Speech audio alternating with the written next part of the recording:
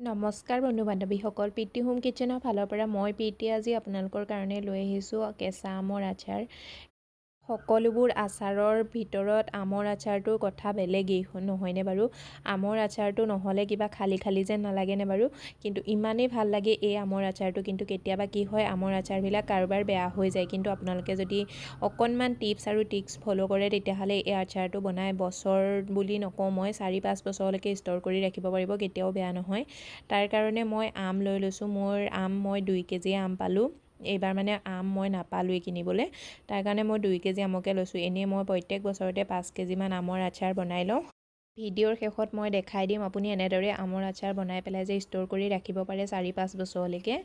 আমখিনি প্ৰথমতে ভালদৰে ধুই ল'ম। মই 2 ঘণ্টামান আমখিনি পানীত ভিজাই পেলাই থৈ দিছিলোঁ। এইটো ভিজাই পেলাই থোৱাটো ইমান জৰুৰী নাই, যদি আপোনাৰ সময় আছে আমখিনি হাতে একদম ঘঁহি ঘঁহি ভালদৰে ধুই ল'ব। আৰু ধুই পেলাই আমখিনি এটা খৰাহীত টুকি পেলাই থৈ দিম। তাৰপিছত আমখিনি কাটি ল'ম। কাটিবৰ কাৰণে ইয়াৰ পিচেছটো নিজৰ হিচাপ অনুসৰি কাটিব পাৰে, কিন্তু ভিতৰৰ যোনটো গুটি হয় নহয়, সেই গুটিটো পেলাই দিব লাগে। আৰু মই বহুতক দেখিছোঁ আমৰ আচাৰ বনালে আচাৰৰ যোনটো গুটি, মানে গুটিটো লাগি থকা যোনটো বাকলিৰ নিচিনা হয় নহয়, মানে অকণমান যে ডাঠ হয়, পলিথিনৰ নিচিনাকৈ আঁতৰি যায়, সেইটো বস্তু পেলাই দিয়ে। কিন্তু মই পেলাই নিদিওঁ। সেইটো থাকিলে আচাৰটো মানে ভালহে হয় বুলি ক'ব পাৰি। মই ছাজেষ্ট কৰিম আপোনালোকে সেইটো আঁতৰাই নিদিব, তেনেকৈয়ে কাটিব। যদি আমত পূৰা একদম গুটিকেইটা টাইট হৈ যায় তেতিয়াহ'লে এইটো কাটিবৰ কাৰণে চৰটা ব্যৱহাৰ কৰিব। কিন্তু আৰু টঙনিয়াই কৰি আমকেইটা নেকাটিব। আৰু আমকেইটা কাটোতেই ধ্যান ৰাখিব আমকেইটাত যাতে কোনো ধৰণৰ লেতেৰা লাগি নাথাকে। আৰু মানে কি, আমকেইটা কোনো কাৰণতে বেয়া হ'ব নালাগে। আমকেইটা আপুনি পাৰোঁতে গছৰ পৰা, মানে গছত উঠি পেলাই পাৰিলে বেছি সুবিধা হয়। যদি উঠি পেলাই পাৰিব নোৱাৰে তেতিয়াহ'লে তলত মানে কিবা ধৰণৰ মানে আঁঠুৱা চাঠুৱা তেনেকুৱা লগাই কৰি ল'ব। মানে আমকেইটা যদি আহি তলত মাটিত পৰে নহয় ঠেকেচকৈ, তেতিয়াহ'লে সেই আমৰ আচাৰটো ভাল নহয়। ভালটো হ'ব আচাৰটো, কিন্তু আচাৰটো আপোনাৰ বহুত দিন নাথাকে। আৰু আমকেইটা কাটোতে দেখিছেনে, আমৰ যে এনেকৈ ক'লা ক'লা অংশটো থাকে, সেই ক'লা ক'লাখিনি যদি লাগি থাকে তেতিয়াহ'লে সেইখিনি আঁতৰাই দিব যেতিয়া আমকেইটা কাটে তেতিয়াই। আৰু লগতে মোৰ এই আমটো অকণমান থেতেলা খাই গ'ল, মই আপোনালোকক দেখাই দিছোঁ। থেতেলা খোৱা আমটো দেখিছেনে, অকণমান কোমল হৈ গৈছে। এই আমৰ আচাৰটোও বেয়া হৈ যায়। এই আমৰ আচাৰটো কেতিয়াও মানে আচাৰটো বনাব নালাগে। এইকেইটা আম আপোনালোকে মিঠা আচাৰ বনাব পাৰিব। মিঠা আচাৰ ৰেচিপি লাগিলে মই আপোনালোকক দিম বাৰু। এনেকুৱা আৰু লগতে আমত কোনো ধৰণৰ দাগি থকা আমবিলাকে আচাৰ নবনাব। সেইবিলাক আমৰ যদি আচাৰ বনাই নহয়, তেতিয়াহ'লে সেই আচাৰটো মানে বহুত দিন লাষ্টিং নকৰে, সোনকালে বেয়া হৈ যায়। আৰু ইয়াত মোৰ আমখিনি কাটা হৈ গ'ল। আমখিনি কাটাৰ পিছত ইয়াত মই এতিয়া নিমখ এড কৰিম। নিমখ এড কৰিবৰ কাৰণে মই নিমখটো ঘৰত ইউজ কৰি থকা নিমখ এড কৰা নাই। তাৰ কাৰণে মই নিমখৰ পেকেটটো এক্সট্ৰাকৈ নতুনকৈ মানে পেকেটটো খুলি লৈছোঁ। আৰু পৰাপক্ষত আপোনালোকেও নতুনকৈ খুলিয়ে ল'ব, কাৰণ মানে কি, কেতিয়াবা কি হয় মানে কি, যদি আমি ইউজ কৰি থকা নিমখৰ পৰাই নিমখটো দি দিওঁ নহয়, তেতিয়াও মানে যদি তাত কিবা ধৰণৰ হাত ধৰক ভাত বনাই পেলাই হাতখন লগাই দিলে, তাত যদি চাউলৰ দানা এটামানো পৰি গ'ল, তেতিয়াহ'লে সেই নিমখটো দিও আচাৰটো বেয়া হয়।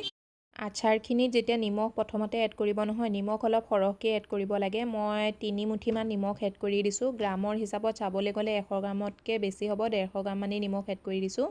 কিন্তু এইকণ সময়ত যদি নিমখ বেছিকৈও এড কৰে নহয়, কোনো কথা নাই। আৰু লগতে মই হালধি পাউডাৰো এড কৰি দিছোঁ। হালধিটো পৰাপক্ষত আপোনালোকে ঘৰত ইউজ কৰা হালধি ব্যৱহাৰ নকৰিব। যদি কমাই বনাইছে আচাৰটো তেতিয়াহ'লে ইউজ কৰিব পাৰে, কিন্তু যদি আপুনি মানে 4-5 বছৰৰ কাৰণে ষ্ট'ৰ কৰিব বিচাৰে নহয়, তেতিয়াহ'লে ঘৰত ইউজ কৰি থকা হালধিটো ব্যৱহাৰ নকৰিব। নতুনকৈ মানে দোকানৰ পৰা কিনি আনি পেলাই হালধিটো ব্যৱহাৰ কৰিব। আৰু হালধিও 5-6 চামুচমান মই এড কৰি দিছোঁ। এই যেতিয়া আমি আমত মানে কাটি পেলাই নিমখ আৰু হালধি দি থ'ম নহয়, তেতিয়া নিমখ আৰু হালধিৰ পৰিমাণটো অকণমান বেছিকৈয়ে দিব লাগে। এতিয়া মই এই আমখিনি গোটেই ৰাতিটোৰ কাৰণে নিমখ আৰু হালধিত ভিজিবলৈ দিম। সেইকণতে মোৰ ভিডিঅ' ক্লিপটো ডিলিট হৈ গ'ল, কিবা কাৰণত মই এড কৰি দেখাব নোৱাৰিলোঁ। তাৰ পিছদিনা ৰাতিপুৱা মই আমখিনি এটা খৰাহীত টুকি পেলাই এনেদৰে ৰ'দত শুকুৱাই দিলোঁ 1 ঘণ্টাৰ কাৰণে। 1 ঘণ্টাৰ কাৰণে মই ৰ'দত শুকুৱাই পেলাই আৰু 2 ঘণ্টাৰ কাৰণে মই ফেনৰ তলত শুকুৱাই দিছিলোঁ আমখিনি। কিছুমানে বনাই আমৰ আচাৰ ৰ'দত নিদিয়াকৈ বছৰ বছৰ ষ্ট'ৰ কৰা বুলি, কিন্তু মই ছাজেষ্ট কৰিম আপোনালোকে আমখিনি ৰ'দত শুকুৱাই ল'ব, কাৰণ আমত যোনটো পানী থাকে সেই পানীটো দি আচাৰটো বেয়া কৰি দিয়ে। আচাৰৰ কাৰণে মই মছলা ৰেডি কৰি লওঁ। মছলাত মই লৈ লৈছোঁ 1 চামুচ জিৰা, 1 চামুচতকৈ অকণমান কম মেথি গুটি লৈ লৈছোঁ আৰু 3 চামুচ মই হালধীয়া সৰিয়হটো লৈ লৈছোঁ। হালধীয়া সৰিয়হটো নাথাকিলে ক'লা সৰিয়হো ল'ব পাৰে। আৰু লগতে 6 চামুচ মই চফ লৈছোঁ। চফৰ পৰিমাণটো অকণমান কমায়ো দিব পাৰে, কিন্তু মই আচাৰত অকণমান বেছি হ'লে ভাল পাওঁ, সেইকাৰণে মই বেছিকৈ দিছোঁ। আৰু 10-12টামান জালুক এড কৰি দিছোঁ। মই এতিয়া এইখিনি ভাজি ল'ম।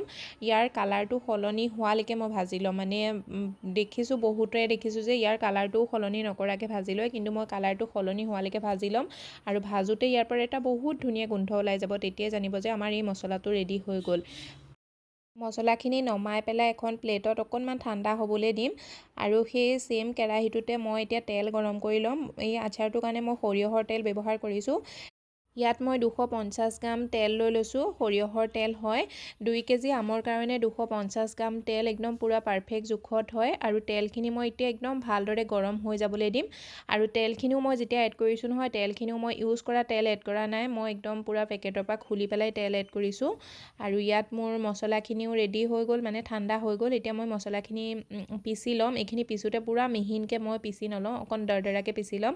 মছলাৰ মানে অকণ যেতিয়া মানে আচাৰটো খাওঁতে দাঁতত আহে নহয়, তেতিয়া ভাল লাগে মোক। যদি আপোনালোকে একদম পূৰা মিহিনকৈ পিচিব বিচাৰে, তেতিয়াহ'লে মিহিনকৈও পিচি ল'ব পাৰে। ইয়াত চাওক মোৰ মছলাখিনি মই দৰদৰাকৈ পিচি লৈছোঁ। এইদৰে আচাৰ বনালে নহয় আপুনি এবছৰটো কি 4-5 বছৰলৈকে ৰাখিব পাৰে, বেয়া নহয়। আৰু খাবলৈও ভাল লাগে, ইয়াৰ টেষ্টটোও বহুত ধুনীয়া হয়, মানে কিনা আচাৰতকৈ খাবলৈ বেছিয়ে ভাল লাগে। এতিয়া মই 2টা তেজপাত লৈ লৈছোঁ ডাঙৰ চাইজৰ, আৰু লগতে 4-5টা কাশ্মীৰী ৰেড চিলি লৈ লৈছোঁ, মানে যোনটো শুকান ৰেড চিলি হয় সেইটো। ইয়াৰ জেগাত আপোনালোকে নৰ্মেল শুকান জলকীয়াটো লৈ ল'ব পাৰে।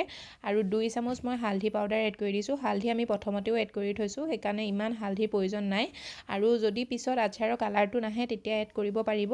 লগতে 2 চামুচ জলকীয়া গুড়ি এড কৰি দিছোঁ। আৰু মই ইয়াত এড কৰিছোঁ 1 চামুচ ক'লা জিৰা, লগতে 4-5টা লং এড কৰি দিছোঁ। আৰু এতিয়া পিচি থোৱা মছলাখিনিও এড কৰি দিম।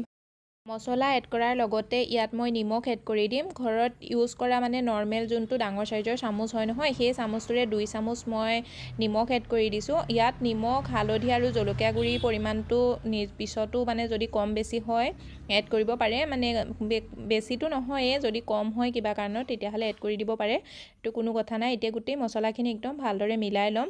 আৰু এই মছলাখিনি মিলোৱাৰ পিছত আমি যোনটো সৰিয়হৰ তেল গৰম কৰি ৰাখিছিলোঁ, তেলখিনি একদম পূৰা ধোঁৱা ওলোৱাকৈ গৰম কৰি ল'ব লাগে। আৰু তেলখিনি গৰম হৈ যোৱাৰ পিছত একেবাৰে পূৰা ঠাণ্ডা কৰি দিব লাগে, নহ'লে গৰমে গৰমে আচাৰত তেলটোও দি দিব নালাগে।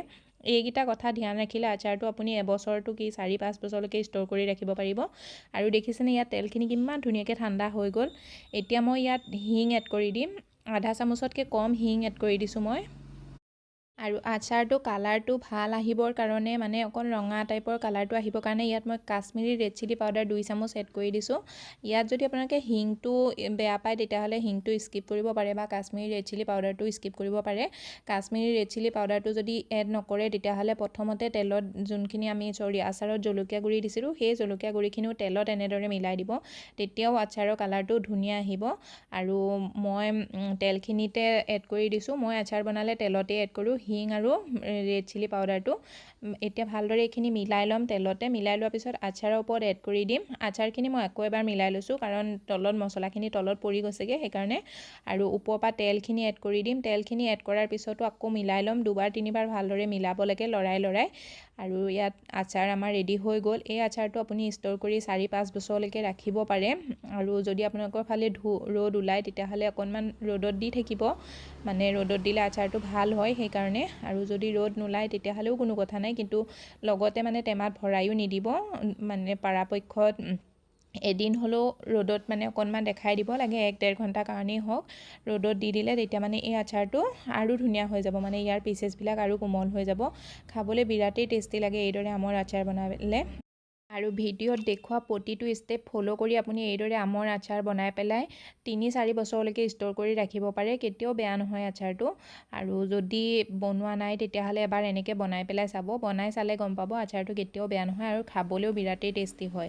নৰ্মেল যোনটো আমি বজাৰৰ পৰা কিনিবলৈ পাওঁ নহয়, সেই আচাৰটোতকৈ বেছি ভাল হয়। সেই আচাৰটোত আমাৰ ভিনেগাৰ এড কৰা থাকে বা অন্য ধৰণৰ কিবা কেমিকেল এড কৰা থাকে, যাতে আচাৰটো বেয়া নহয় তাৰ কাৰণে। কিন্তু ইয়াত আমি একো না ভিনেগাৰ এড কৰিছোঁ, না বেলেগ কিবা কেমিকেল এড কৰিছোঁ, কৰিছোঁ, একোৱেই এড কৰা নাই, এনেকৈ চিম্পুল জাষ্ট ঘৰত থকা মছলা দি পেলাই এই আচাৰটো বনাইছোঁ। আৰু আচাৰটো বনাই পেলাই খালি ৰ'দত দিব লাগে অকণমান। আৰু এই আচাৰটো বনোৱাৰ পিছত এনেকুৱাও নহয় যে আপুনি চিচাৰৰ টেমাতে ভৰাই থ'ব পাৰিব, এইটোত প্লাষ্টিকৰ টেমাটো ভৰাই থৈ দিব পাৰে, মানে আচাৰটো তেতিয়াও বেয়া নহয়। খালি মাজে মাজে দিন হৈ গ'লে মানে 2-3 মাহৰ মূৰত এবাৰ মানে অকণমান ৰ'দত দি দিব লাগে। যেতিয়া মানে পূৰা চোকা চোকা ৰ'দ ওলাই নহয়, তেতিয়া মানে 1-1.5 ঘণ্টাৰ কাৰণে ৰ'দত দি দিলে আচাৰটো আকৌ ভাল হৈ যায়। এনেকুৱা নহয় যে মই আপোনালোকক আচাৰটো প্লাষ্টিকৰ টেমাত ভৰাই থ'বলৈ কৈছোঁ, কিন্তু মই আপোনালোকক কৈছোঁহে আচাৰ পৰাপক্ষত মানে চিচাৰৰ টেমাতে ভৰাই থ'ব লাগে, কিন্তু প্লাষ্টিকৰ টেমাত ভৰাই থ'লেও বেয়া নহয়। তাৰ প্ৰমাণ মই দেখাই দিছোঁ। যোৱা বছৰৰ এইটো আচাৰ মোৰ চাওক, মোৰ আচাৰটো এতিয়াও ভাল হৈ আছে, কম আছেগৈ, কিন্তু মই প্লাষ্টিকৰ নৰ্মেল এটা প্লাষ্টিকৰ টেমাতে ভৰাই পেলাই থৈছিলোঁ। কিমান ধুনীয়া হৈ আছে আচাৰটো চাওকচোন, ইয়াৰ কালাৰো মানে বেয়া হোৱা নাই আৰু আচাৰটোও বেয়া হোৱা নাই। এইদৰে আপুনি বনাই পেলাই আচাৰটো বছৰ বছৰ ৰাখিব পাৰে। মোৰ তাত আচাৰ ইমানখিনিয়ে বেছি হৈ আছেগৈ। ভাবিছিলোঁ এইবাৰো 5-10 কেজিমান আচাৰ বনাই ল'ম বুলি, কিন্তু মই আমেই নাপালোঁ এইবাৰ। 2 কেজি আচাৰে কেনেকৈ চলাম নাজানো আৰু। মোৰ আজিৰ এই আচাৰৰ ৰেচিপিটো কেনেকুৱা লাগিছে, যদি ভাল লাগিছে ভিডিঅ'টো লাইক কৰি দিব, শ্বেয়াৰ কৰি দিব আৰু চেনেলটো ছাবস্ক্ৰাইব কৰিবলৈ নাপাহৰিব। লগতে বেল আইকনটো প্ৰেছ কৰি দিব এনেকুৱা ভিডিঅ'বোৰ আগলৈও পাই থাকিবৰ কাৰণে। লগতে এটা ধুনীয়া কমেণ্ট কৰিবলৈ নাপাহৰিব। আৰু এটা কথা ধ্যান ৰাখিব, আচাৰখিনি যেতিয়া আপুনি টেমাত ভৰাব নহয়, টেমাটো ভালদৰে ধুই পেলাই ৰ'দত শুকুৱাই ল'ব। যিকোনো টেমাই হওক, আপোনাৰ আচাৰটো কেতিয়াও বেয়া নহয় যদি টেমাটোত পানী নাথাকে বা টেমাটো লেতেৰা নহয়।